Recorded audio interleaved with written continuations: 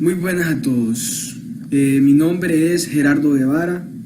Soy estudiante de la carrera de Derecho en la Universidad UNITEC y a continuación les voy a hablar sobre las obligaciones y sobre los contratos en el derecho romano. Espero sus views y espero que les guste. Las obligaciones y los contratos. Las obligaciones. Es el vínculo establecido por el derecho que nos obliga a cumplir una determinada conducta. Y según Justiano, la obligación es un vínculo de derecho formado según nuestro derecho civil y que nos obliga a pagar alguna cosa. Elementos de la obligación. A. Sujeto activo o acreedor, que exige el cumplimiento de una prestación. B. Sujeto pasivo o deudor. Es el que debe cumplir con dar, hacer o no. La C, es que el objeto, que es el acto en que el deudor debe realizar a favor del acreedor, quien a su vez tiene derecho a exigir su cumplimiento por medio de la correspondiente acción.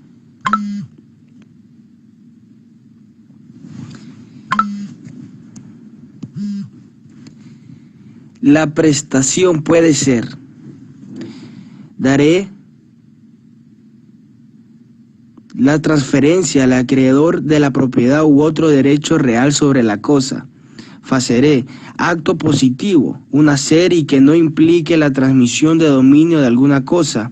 Non faré, que es la conducta negativa del deudor de no hacer algo. Y praestaré, que es la aludida al contenido de la obligación en general. Fuentes de las obligaciones. Está el contrato, el delito, el causicontrato, el causidelito y otras fuentes de obligaciones. En el contrato es el acuerdo de voluntades entre varias personas que tiene por objeto producir obligaciones civiles. Está el delito, que es todo acto ilícito castigado por una pena. El causicontrato se asemejan a los contratos, pero no son tales porque les falta la convención, el acuerdo de las partes para producir determinada obligación. El causidelito, un hecho ilícito no clasificado entre los delitos. Y otras fuentes de obligaciones, como había dicho, los pactos, la ley, la sentencia de declaración unilateral. Los contratos. Es el acuerdo de voluntades destinado a crear una o varias obligaciones sancionadas por una acción judicial. Los elementos generales de los contratos son la capacidad, el consentimiento, el objeto, la causa y la forma.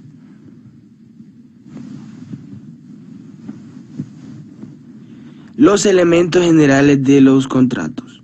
Está la capacidad, que para que un contrato sea válido, el consentimiento debe emanar de personas capaces. La capacidad de los contratantes es, pues, un elemento esencial para la existencia de todo contrato. Estas pueden manifestarse bajo la forma incapacidades de hecho o de derecho. Las incapacidades de derecho proceden de la falta de alguno de los tres estatus constitutivos de la personalidad y afectan a los esclavos, a los peregrinos, a los alini iuris. A los esclavos por faltarles el status libertatis, que es el derecho de la libertad. A los peregrinos, quienes por no disfrutar el status civitatis no podían figurar ni como acreedores ni como deudores en los contratos de derecho civil. Y los alini iuris, es decir, las personas que en razón de su estatus familiar se hallaban en su poder. Las incapacidades de hecho. Los infantes, los menores de 7 años, los dementes, los pródigos y las mujeres. Elementos generales de los contratos. Está el consentimiento. La congruencia existente entre las voluntades declaradas por los sujetos, clara y lógica relación entre la voluntad de los sujetos y la declaración expresa de la misma. El consentimiento puede estar viciado por distintas causas. Vicios del consentimiento. Está el error, que según Ulpiano, donde hay error no hay consentimiento. El dolo. Ulpiano lo define como cierta maquinación para engañar a otro, disimular una cosa y hacer otra.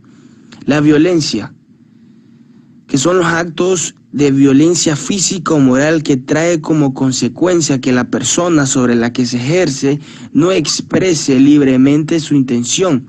Y la lesión, que es el hecho de aprovecharse de la ignorancia.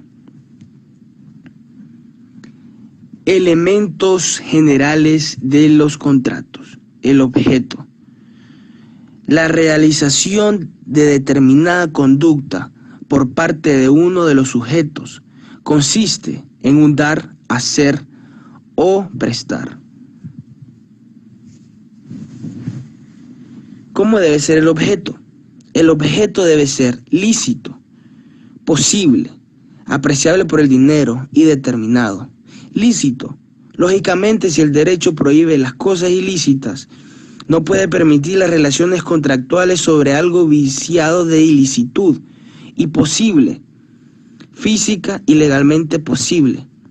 Apreciable por el dinero, que el objeto sea apreciable en dinero, y determinado, claramente determinado, porque sólo de esa manera se estará en posibilidad de contraer obligaciones respecto a él. Elementos generales de los contratos. Causa. La motivación que tiene toda persona para realizar un negocio jurídico, esa es la causa. Y la forma son aquellos requisitos a que se debe sujetarse la relación contractual. En otras palabras, es el molde que configura cada contrato. Clasificación de los contratos. Se clasifican en dos.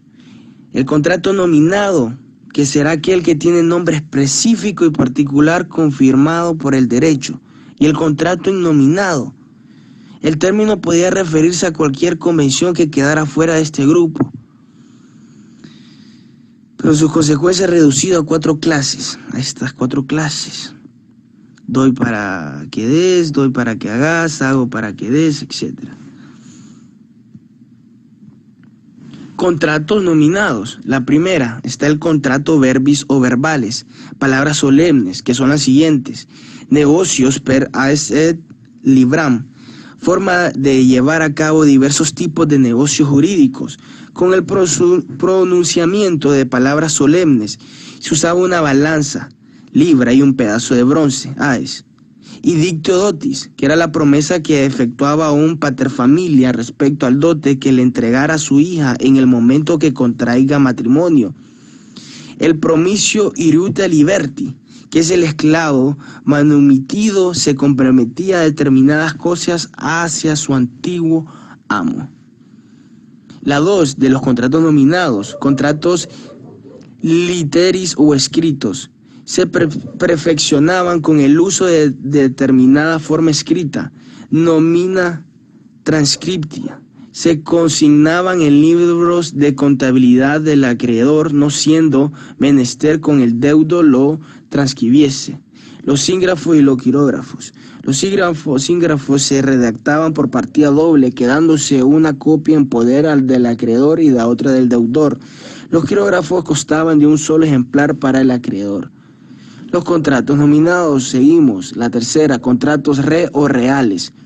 Solo después de entregado el objeto, quien lo recibe queda obligado a restituirlo, mutuo, como dato, depósito y prenda.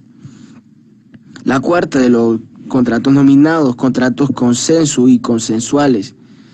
Según los romanos, son los inventores del consensualismo, es decir, un asentimiento más otro asentimiento origina la sensualidad, y dicha consensualidad fue llamada por los romanos aquiescencia, compraventa, locatio conductio, mandato y sociedad.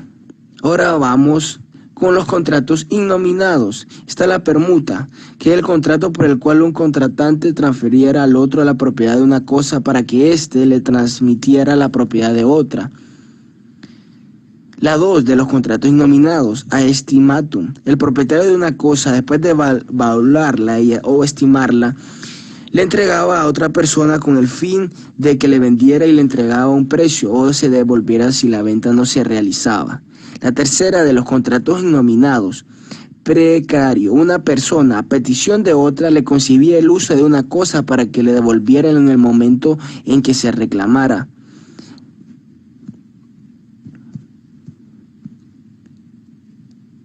La transacción. Las partes haciéndose concesiones recíprocas terminaba una controversia presente o evitaba una futura. Muchas gracias.